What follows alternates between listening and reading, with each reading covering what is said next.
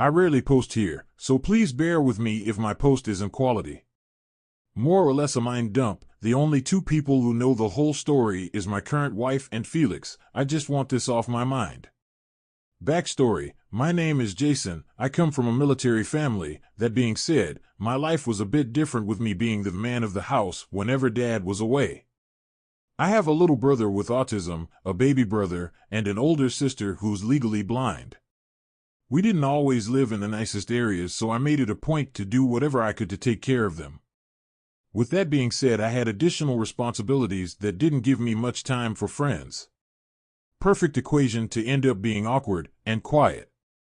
5 years ago, I enlisted into the Army National Guard. I wanted active duty but wanted to go to college prior to being active, so it seemed to be a good fit. I completed my training when I was 17 and went back to my home state.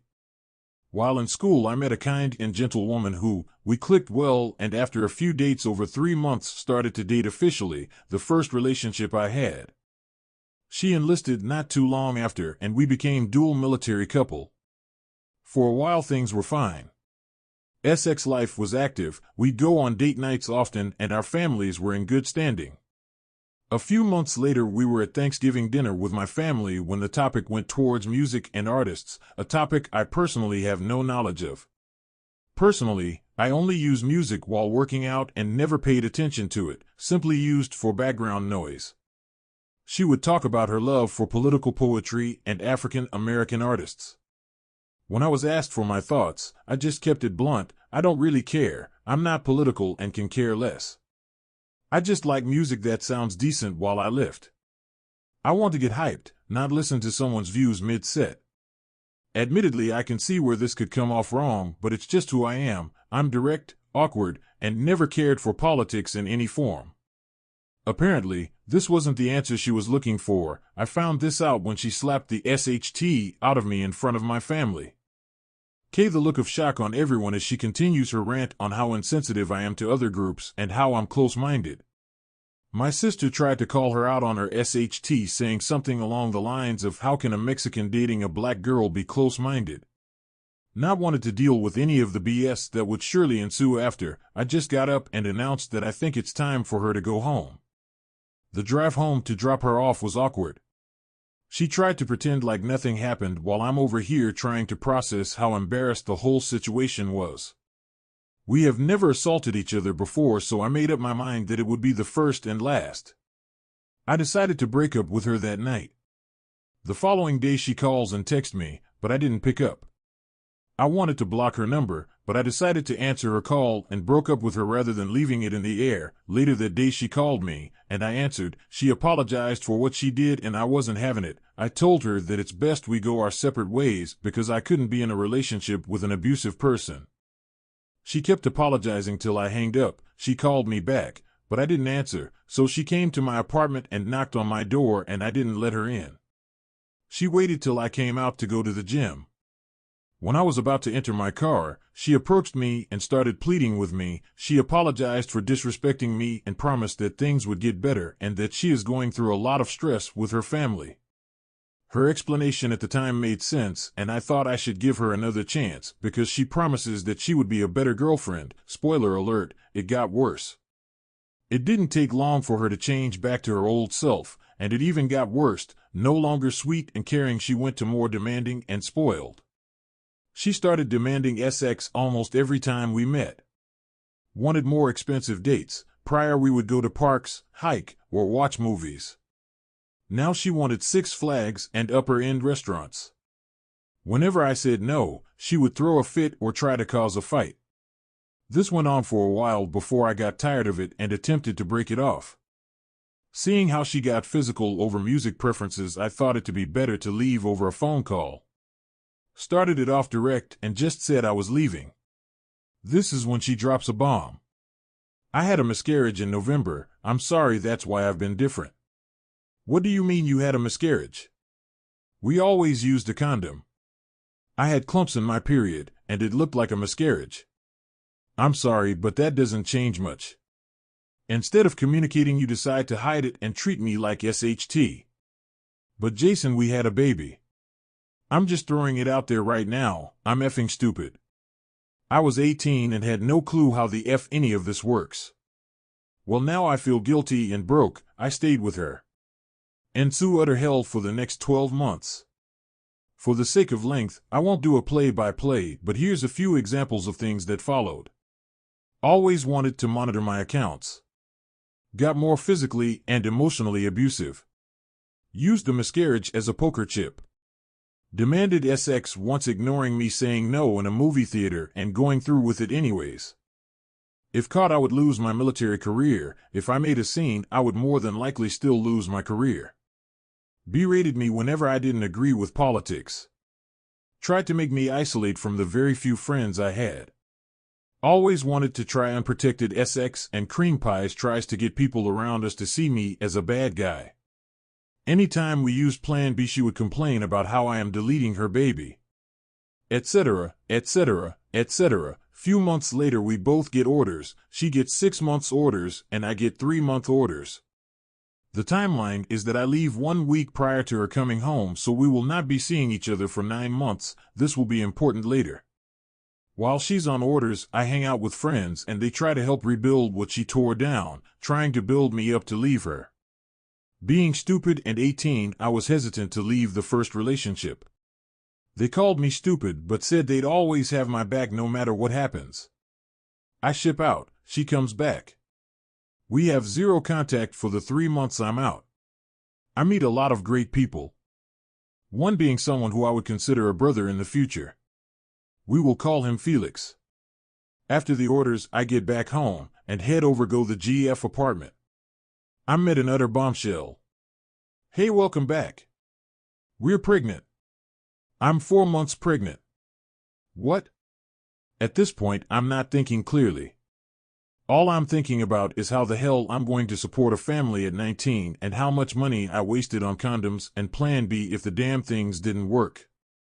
On the way back from her place, I picked up my first can of dip, cigs, while calling Felix. I explained the situation through barely coherent ramblings. God bless his heart, he was patient enough to let me finish when he broke the news. Look, Jason, I know you're in shock. I know you're not this effing stupid. You were on orders for how long? And how long was she on orders? How long did you two not have contact? She's 4 months along, right? No contact for 9 months, right? Take a step back, calm down and think. Hangs up. I'm now in my car, embarrassed as can be that I didn't think about the timeline until Felix mentioned it. I called her the next morning confirming dates before I break the news to her. You're 4 months pregnant when we've been on opposite parts of the country for 9 months. Now either my sperm is super sperm that shot 2,000 miles to you, that baby is Jesus 2.0, or simply that's not my baby. Over a year of abuse caught up with me. I no longer cared about trying to please her or messing up. I just did not give a SHT. She tried convincing me that it could be my kid, leading into a long convo best summed in not my problem. I break up with her and made it clear I wanted to be left alone. Just like before, she refuses to leave me alone, but this time, I blocked her number. Fast forward a few days and I get a DM from her parents.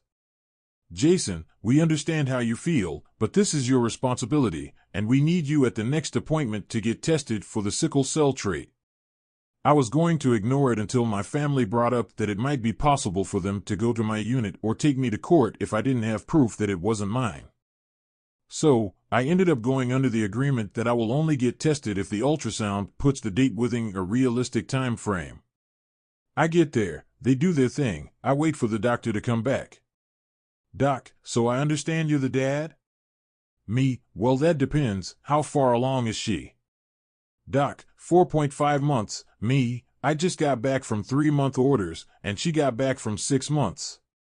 We didn't have contact for 9 months. Things get awkward, Doc can't look me in the eye. I ask if it's humanly possible, she answers not, so that's that. Not my kid. I think it's all over. I was wrong.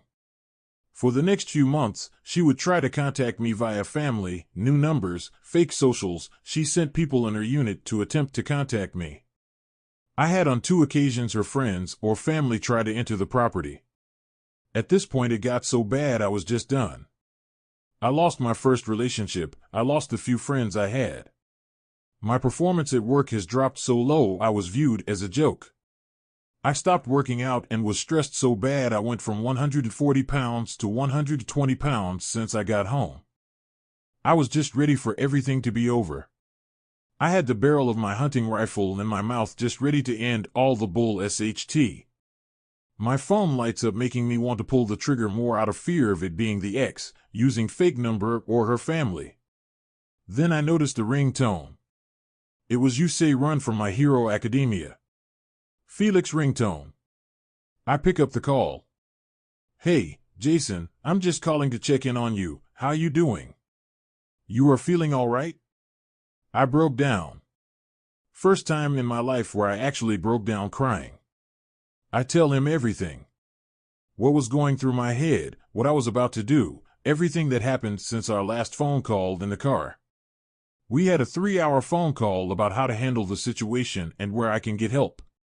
The next day I was in a therapist's office breaking down again, getting help that admittedly I probably needed over the years. One night I was out with a friend when we met an active military member that knew me and my ex-girlfriend. He was in my ex-unit, so he was serving at the same place where she was posted. I leveled with him and told him how abusive my girlfriend was and how I broke up with her. I got personal with him because I was trying to get him to tell me how my ex really was in base. He told me that he knew about 4 guys that she was intimate with during and around the time she got pregnant. He thought maybe we were in an open relationship, where we have broken up. Moreover, he didn't know me that well, so he didn't want to get himself in trouble. That made me mad even more because she tried to pin the baby on me and continued to harass me. She would show up at my apartment, try to get me in trouble, contacting people that I know to try to turn them against me. I decided to get a restraining order, took her to court, and she openly admitted to the harassment and the fact the child wasn't mine. Court decided to not grant the order to not hurt her military career, but gave her a warning that if she does anything I will be granted one. With that being said, I moved my ass to a different state to stay on the safe side. Fast forward a few years. I completed college and decided to stay National Guard. I now work in the cyber IT field. Married an amazing woman who I love, supportive and wants to grow and improve as a team. Felix would later delete himself November 3, 2021, something I personally feel guilt for on a daily basis. Last I checked, X was still bat SHT crazy stalking my life when she can. I want to share a few things. 1. If your gut and people who you hold close tell you to run, run. 2. Take care of the people around you. It only takes what seems like a minor mistake to cost you something that meant the world. 3. Something Felix told me: a soldier isn't just a title, it's a symbol of someone who endures and embraces hardship and pain and continues to move forward to care for the people around them. Made me realize that if I pulled that trigger, I would have left my siblings, the flesh and blood that I raised, alone without their older brother having their back. Thanks to him, I was able to reach out and help whole communities that I used to live in, bettering the lives of the people in them. I'm visiting his grave and family face to face with my wife in the spring. I want them to know what their sons and brothers' actions led to, and in return what effect that had not only on my life, but the communities I've reached out to. Their son died a hero to many. I want them to know that